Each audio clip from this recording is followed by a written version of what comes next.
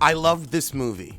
I loved it very much for very interesting reasons, so I'm going to tell you about it. The movie opens where we're on one of those ball subs looking for the bones of the Indominus Rex. Of course, that sub gets eaten by a shark, and the locks to Isla Nuba, wherever the hell they is, stay open. Then we got the guy on the island who working with him, and there's a T-Rex, and the people across the way see it and try to warn him. And there's a whole lot of running and jumping and grabbing onto a helicopter ladder. And so you think he's safe, and that shark come up and snatch his ass like T.I. taking his chain back in ATL. I saw it in 3D IMAX, and it is everything. It was like I was there. So cut to a political rotunda where we're having this great debate on dinosaurs. Should we let them go extinct because Isla Nuba is about to explode from a volcano, or should we save the dinosaurs? And this is why I like the movie, because the shit is a comedy. So we got redheaded Claire back, and she's pro-dino now. She's pro-dino. I mean, the emotion that they are trying to muster over some big stinking lizards, it's comical to me. So some people bring Claire out to the Lockwood estate, and so who's asked her to this big mansion is Eli, and he runs the foundation for the romanticization of dinosaurs. He says they got a new island that's self-sustaining, and the dinosaurs can live there in peace. We just have to save them. They want to get 11 species, but specifically, they want to get Blue the raptor from the last movie. So they send Big Red to get Owen, because they know he ain't gonna come back to the island unless his favorite puss bring him. Back at the manse, we have the help raising the little granddaughter. They kept shimmying her little plot in there every 10 minutes. It was cute, though. So we get to the island, and we meet these mercenary-looking men that's supposed to be helping them, and I don't trust it. I don't trust it. Oh my God, I mean, looking at the dinosaurs saying, I never thought I'd see one. It's a lizard! My goodness, I never got sentimental over a salamander, so I ain't gonna dig deep for a dinosaur. The volcano erupts, and they quickly have to get the old systems up so that they can find Blue. I noticed one thing, there were a lot of shots of the side of Chris Pratt's neck. Every time I looked up, it was like I was looking like right here at his neck. I was like what is this, like a new kind of acting or something? It's just always on his neck. Did you notice? I noticed. A necky movie. So they're trying to get Blue, and Chris is taking it all slow, and the mercenaries jump the gun, and there's a skirmish. Blue ends up getting shot, but they need Blue. So the doctor trades her life for the groups and agrees to go with them to keep Blue alive after Chris got shot with a tranquilizer dart. Meanwhile, Big Red and Sci-Fi, that's what I'm going to call the networking guy. They trapped in the old control center, lava seeping in, and there's a dinosaur that's gotten in the room too. They find a pipe and escape, and they meet up with Chris Pratt above ground. Then we see all species, great and small, running from the volcano. They get in one of them ball things from the last movie, but Chris don't get in with them, and we have some daring do with dropping over a cliff, trying to get out, don't drown, giant dinosaur. It was cute. It was very action-y, lots of hot water, lots of lava, but I will say, you can't be that close to lava. You die, like the fumes and shit would kill you. And also, the water would be so hot it would kill you. So yeah, that ain't work in real life. It was a plot hole, but it was cute. So they all wash up on the beach and see the mercenaries getting ready to get on their boat and leave. And they're like, well, this is the only way off, so we got to get on here. So they jump a truck, jump onto the boat, and we see the island going up in smoke, and they got a brontosaurus standing on the edge of the dock, and we supposed to feel shit for that brontosaurus. It's a herbivore. Oh, these aren't dogs, these are dinosaurs. Y'all really are, oh, Lord. I mean, they was giving us Game of Thrones music and everything. Honey, the king is not dead. Meanwhile, back at the Lockwood mansion, Maisie overhears Eli talking to B.D. Wong from the first movie. By the first movie, I mean the first movie. He's still kicking around. And she finds out they got an Indominus Rex in the house. In the house. I mean, it's a big house, but still in the house. Okay. All right. I wouldn't let a Komodo dragon in my house. I wouldn't let a salamander in my house. I wouldn't let Jackie Christie in my house, since we're talking about lizards. So Maisie run and tell Grandpapa there's dinosaurs in the basement, and he's like, okay, you go on to bed. You sound tired, girl. Back on the boat, Blue needs a blood transfusion, so they gotta go get some blood from a Tyrannosaurus Rex before it wakes up, so that they can keep this raptor alive, so they can keep their doctor friend alive. And then they had the dinosaurs crying. Dino tears, honey. Dino tears. I couldn't. Looking like cheap gel nail polish. I couldn't. The shit was a comedy. I know I was laughing. It was a visually stunning comedy. So Grandpapa finds out that Eli got a whole bunch of dinosaurs heading to the estate and tells him, you know what, I want you to call the police because they're going to think I'm a crazy old coot. And he gets smothered for his troubles. Chris Pratt and Big Red get captured by the mercenaries again. And Missy finds Grandpapa dead. Maisie, Misty, the little grandchild. Back at the house, they lock Chris Pratt and Big Red up next to a dinosaur that's one of them headbutt dinosaurs. And so Chris uses his ability to whistle at shit to get that dinosaur to crash through the wall. The dino gives them free, and they run into a traumatized Maisie. We get introduced to the Indominus Rex, and I have to say it's a very scary monster. Meanwhile, we got a dino auction going on. So Eli and this hideous auction guy, oh my God, he's like the dinosaur dealer. He was so easy to hate. If I saw him in real life, he might get popped. Just for GP. You look like you deserve to get slapped. I don't know, but you did something. Anyway, one of them. So they selling off these dinosaurs for top dollar. They bring out the Indominus Rex just to tease, and people get to bidding on the prototype. Chris sends the headbutt dino into the auction and everybody scatters. Everybody but the leader of the damn mercenary men. He gonna go up to the Indominus Rex that he think he tranquilized and take a tooth.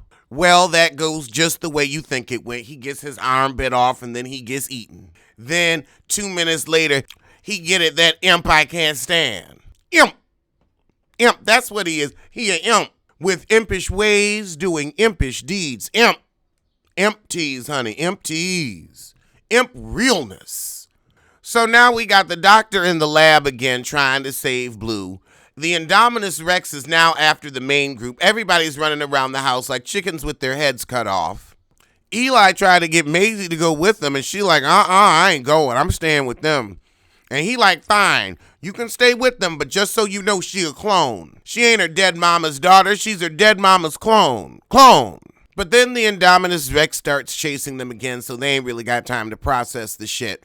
They shimmy up the house and shimmy across, and Blue comes to save the day and knocks the Indominus Rex through a glass roof, impaling itself on the horns of a Triceratops.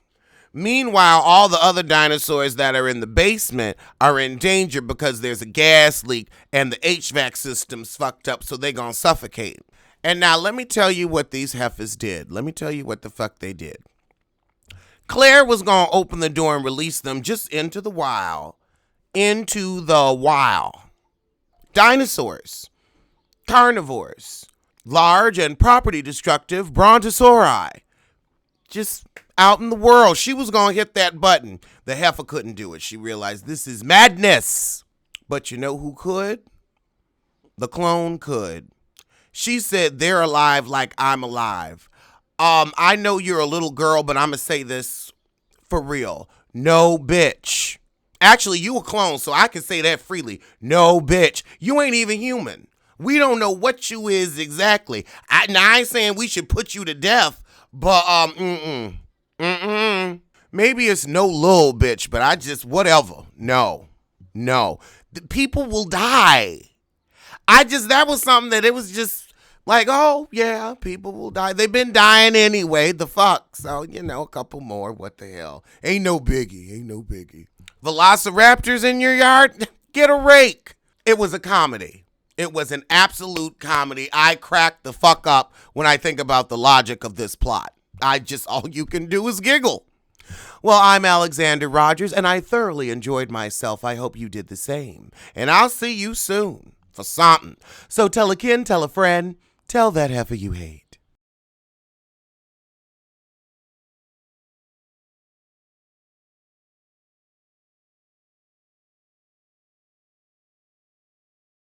Okay, let me see if we can review the trailer for Tika Sumpter, Whoopi Goldberg, and Miss Tiffany Haddish in Nobody's Fool. God, it's a Tyler Perry movie, so I don't know how I'm going to feel about it. I'm not a fan of Mr. Perry's works. Happy for the opportunity that he's given black people, also don't like the art. You can do both. Oh, Lord. Oh, God. Oh, boy. Some of you Caucasian. Okay, so we got Tika, corporate executive, and then we got her mama who growing weed, Whoopi, and she got to get her sister out of jail, and I guess that's Tiffany. And Tika said, what time should I pick her up? And the mama said, honey, it's jail. You get there when you get there. She'll wait. Oh, shit, it's, Ghosts. So we got a good old fish out of water comedy. Oh, Lord, Tika getting catfished. Oh, and they're gonna find the catfish. Okay, I like this. We got dual plots. Okay, I might go see that. That actually looked pretty funny. Oh God, I gotta look at this Dumbo trailer. I don't want to, but I gotta look at this shit. I remember when I was doing my last little trailer reviews, I was like, oh God, here we go. Oh, it's Tim Burton. That's why it looks so sad and forlorn. Okay. All right, I like Tim Burton, so maybe it won't be as bad. The problem is Dumbo's nose looks like a turd. Looks infected. It looks Tim Burton-y. I ain't gonna see it. No, I ain't gonna see it. That ain't even a maybe at home. Okay, let's look at the Creed trailer. Michael B. Jordan is down. They're checking up on him.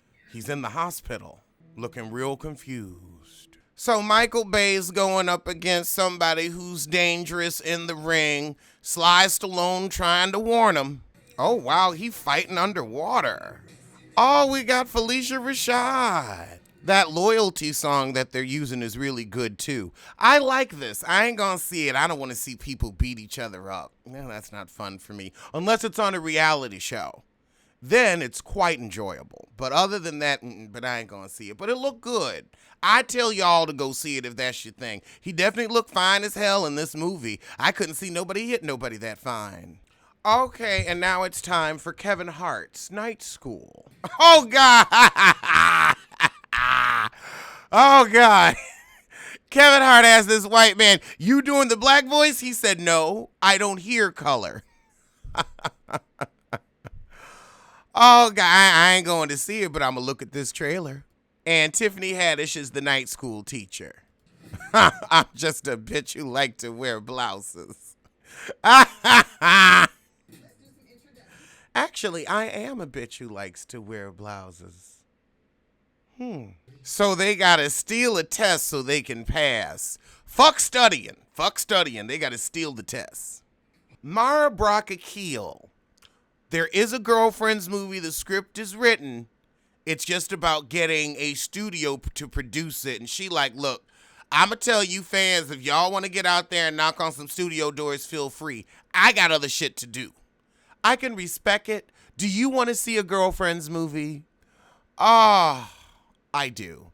I don't want to see a movie. I want the fucking series to come back. But Golden Brooks got on our nerves so damn bad on Hollywood Divas. I don't know if I'll ever be able to deal with her ass. Oh, she got on my nerve. Some people, you don't need to know who they really is. They need to just act.